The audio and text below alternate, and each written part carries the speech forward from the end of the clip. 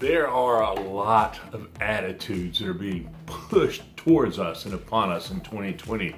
Just in case you haven't noticed that, all you have to do is turn on your TV, open up your social media, walk outside, and there is pressure from people and organizations wanting you to take the attitude that they have. There's pressure to succumb to that attitude and make it your attitude. Attitudes about the mask we wear, attitudes about the pandemic, attitudes about political candidates. There's attitudes that people want us to take towards ourselves that we didn't have before. Attitudes that they are trying to force us to take towards God, towards our brothers and sisters. All of these kind of things, attitudes that we necessarily didn't have before. Hey, I'm Randy Palmer, and having a proper attitude is super important, more so even in times like these. Why is it important? Brian Tracy puts it like this. He says that you cannot control what happens to you, but you can control your attitude toward what happens to you. And in that, you'll be mastering change rather than change mastering you. I'm going to repeat that in just a minute.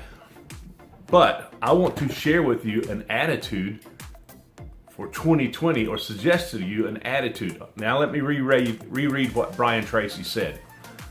And I'm going to paraphrase it. It says, you cannot control what 2020 happens in 2020, but you can control your attitude towards what happens in 2020.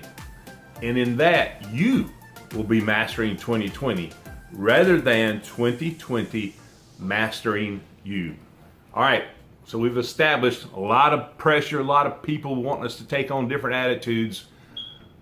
We've established the importance of a good attitude. So I said, I'm Randy Palmer, and it's not so crazy talk. I want to suggest to you an attitude for 2020 that I believe would make a difference in all that comes your way. That attitude, I know, it's not something I came up with, so you can relax. But it is an attitude that has been tested and tried. It is an attitude that I have seen lived out. What is this attitude? Where does this attitude come from? The attitude that I'm suggesting to you is the attitude that three young men took when they were living in a foreign country.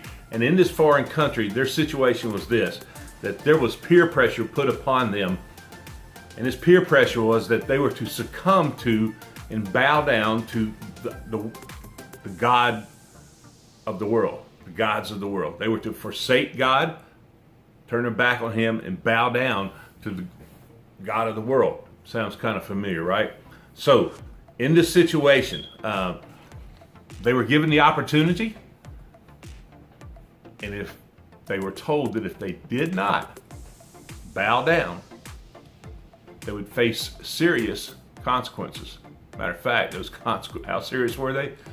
We're talking about loss of life. That would be the consequences for them. So that's the situation. So what happened? What did these three guys do when they were put in this situation? Here was their attitude. I'm going to paraphrase it. They basically told, the king came to them and he said, look, you're going to have to bow down before this big idol I have up here and worship me and not your God. Otherwise, toss into the fiery furnace. What was their attitude towards that? They said, come what may, we're going to serve our God.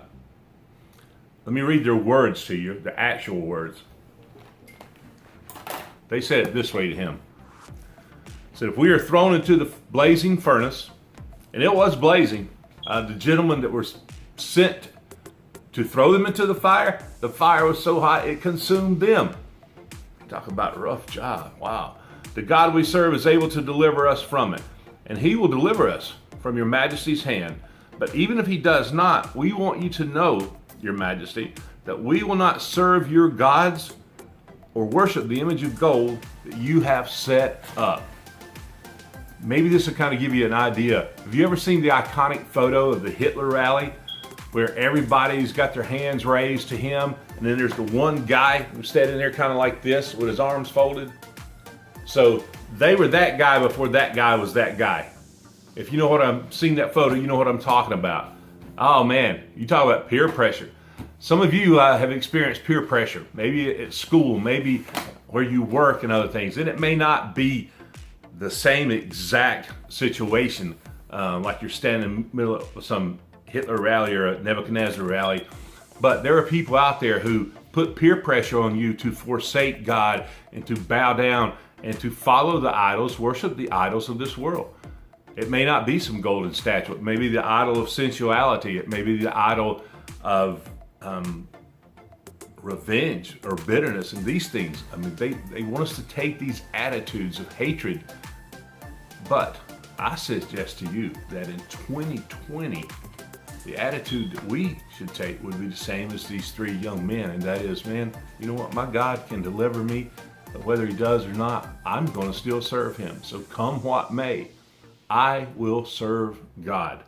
Regardless of what happens with the elections, regardless of what happens with pandemic, regardless of what happens the rest of 2020, I'm going to serve God.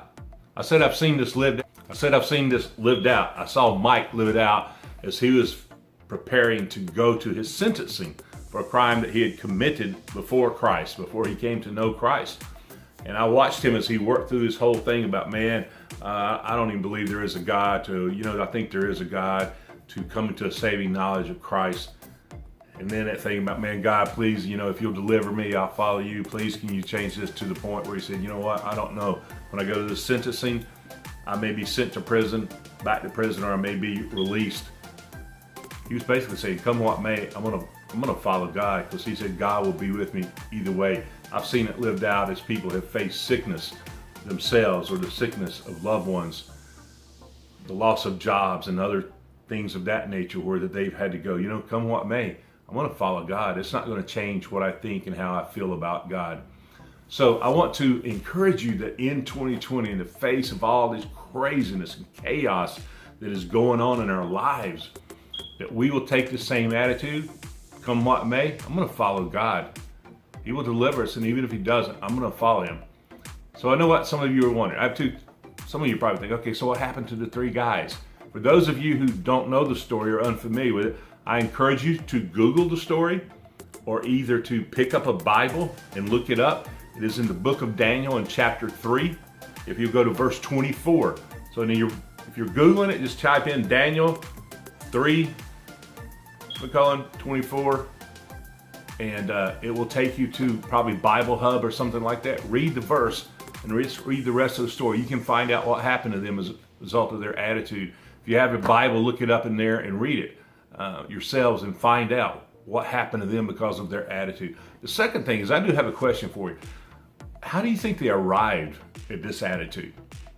Right? Did it just, that moment, it popped upon them that, you know what, this is the attitude I'm going to take? I wonder. I would love to know, if you would take time to put down in the comment section why you think they had this attitude, what led them to take this attitude in this life or death situation. Thank you again for taking time to watch this Not So Crazy Talk episode. If you enjoyed it, I encourage you to share it with someone who you think may benefit from it. Give it a thumbs up or a like. If you have not, would you please subscribe to our channel? That would help us out. Also, if you enjoy Not So Crazy Talk videos, you can go to www.randyparmer.com, where you can find out how to be a part of our prayer team, how you can find out how to be a part of our share team and our care team. Thank you again for watching. Stay safe, keep following God, and in the words of G Money, keep on keeping on. I will see you next time. God bless you, each and every one of you.